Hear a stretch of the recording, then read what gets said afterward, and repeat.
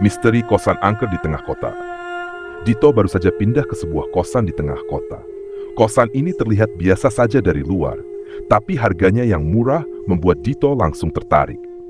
Pemilik kosan Pak Anton bilang ada kamar kosong di lantai 2. Tanpa pikir panjang, Dito langsung mengambilnya. Malam pertama di kosan itu terasa aneh.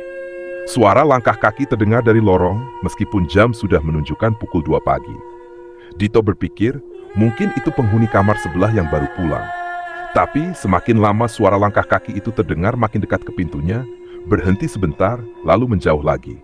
Dito merasakan bulu kuduknya meremang, tapi dia mencoba berpikir positif. Keesokan harinya, Dito bertemu dengan tetangga sebelahnya, Rina. Mereka ngobrol sebentar di teras kosan. Rina memperingatkan Dito untuk berhati-hati, karena kamar yang Dito tempati dulunya pernah dihuni oleh seorang mahasiswa yang meninggal secara misterius. Kabarnya, dia ditemukan tewas dengan wajah penuh ketakutan, seolah melihat sesuatu yang mengerikan. Malam kedua, Dito merasakan suasana kosan semakin aneh. Saat sedang asik bermain game di laptop, tiba-tiba layar laptopnya mati. Lampu di kamarnya berkedip-kedip dan terdengar suara gemerisik dari lemari pakaian. Ah, paling tikus, pikir Dito, sambil memaksakan diri untuk tetap tenang. Namun tak lama setelah itu, terdengar suara ketukan dari dalam lemari. Bukan dari luar, tapi dari dalam. Dito terdiam sejenak, lalu memberanikan diri membuka pintu lemari. Tidak ada apa-apa di dalamnya. Tapi tiba-tiba dia merasa seperti ada yang mengawasinya dari balik pintu kamar. Saat menoleh, Dito melihat bayangan hitam melintas cepat. Bayangan itu seolah masuk ke dalam dinding. Panik, Dito segera keluar dari kamar dan menemui Rina. Dengan wajah pucat, Dito menceritakan semua kejadian yang dialaminya. Rina terlihat serius, lalu berkata, "Kosan ini memang punya sejarah seram. Banyak penghuni yang merasa diganggu oleh arwah-arwah yang tidak tenang." Dito merasa merinding. Malam itu, dia tidak bisa tidur. Suara langkah kaki di lorong terdengar lagi, tapi kali ini diikuti oleh bisikan samar. Dito mencoba untuk tidak mendengarkan, tapi bisikan itu semakin jelas, seperti ada seseorang yang memanggil namanya dari balik pintu kamar. Dengan tangan gemetar, Dito mencoba mengunci pintu kamar. Tapi sebelum dia sempat memutar kuncinya, pintu itu terbuka dengan sendirinya. Di balik pintu, berdiri sosok perempuan dengan rambut panjang menutupi wajahnya. Tubuhnya basah kuyup seperti habis keluar dari air, dan matanya yang kosong menatap Dito dengan dingin. Dito menjerit dan pingsan. Keesokan harinya, Dito ditemukan oleh Pak Anton di depan pintu kamarnya. Pak Anton berkata, "Kamu beruntung cuma pingsan, nah. Penghuni sebelumnya nggak seberuntung kamu." Setelah insiden semalam, Dito merasa badannya lemas, tapi dia tak ingin menyerah begitu saja. Pikirnya, mungkin semua itu cuma halusinasi karena kelelahan. Namun, makin hari, kejadian-kejadian aneh terus saja menghantui. Setiap malam, selalu ada suara langkah kaki di lorong, pintu kamar yang tiba-tiba terbuka, dan bayangan-bayangan hitam yang muncul di sudut pandang matanya. Suatu malam, Dito memutuskan untuk bertanya langsung pada Pak Anton. "Pak, sebenarnya ada apa di kosan ini? Saya nggak tahan lagi diganggu terus," keluh Dito. Pak Anton terdiam sejenak, lalu menarik napas panjang. "Kosan ini sebenarnya sudah lama kosong sebelum kamu datang. Penghuni terakhirnya, seorang mahasiswa, mengalami hal-hal yang sama seperti yang kamu alami. Awalnya cuma diganggu oleh suara-suara dan bayangan. Tapi, lama-kelamaan, arwah yang menghuni kamar itu semakin kuat dan mulai memperlihatkan wujud aslinya." Dito merinding mendengarnya. "Terus, kenapa nggak diberesin aja, Pak? Panggil orang pintar gitu."